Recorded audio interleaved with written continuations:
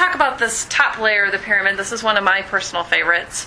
I mentioned in the beginning of the talk, requirements are a means to an end. Simply put, that end is to build products that achieve that intended business value. As much as we might like our final product to be this fancy spec, that's not it. We all know that people do what is measured, so measure requirements if you want them to do them.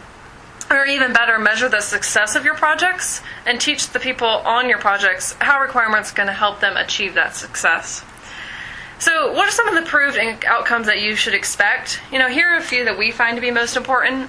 You should expect your end users wholeheartedly adopt the new system. They may even rave about the system so much that they enjoy truly using the system.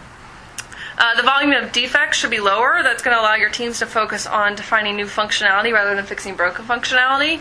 And finally, you could really demonstrate to your management team the actual return on your projects. And of course, with all of these metrics, you may not have them right now. So your first step maybe is to baseline and see where you're at, and then on future projects work towards improving them.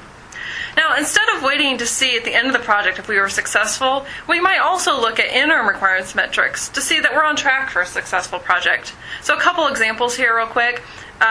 Requirement stability. Are your requirements stabilizing over time? You should look at reports out of your requirements management tool and be able to see requirements are going through review processes, that there's comments on them, that they're being updated, and then at some point they stop changing, ideally. And then also look at the features in your product and make sure that they really all tie back to business objectives. Because if not, your team is probably developing scope that you don't actually need. Now, Anthony, you and I have talked a lot about this, but if you don't have these metrics, you don't even know how to get them, partner with someone in your organization that specializes in business process modeling. They probably do have some experience in this area. If that doesn't work, find an external partner just to help you get started with it. It's funny you say that. I know somebody just down the hallway that can help with that type of metrics discussion. And metrics and measurements, they're very important. If you don't know what to measure or can't measure it, how do you know it's improving?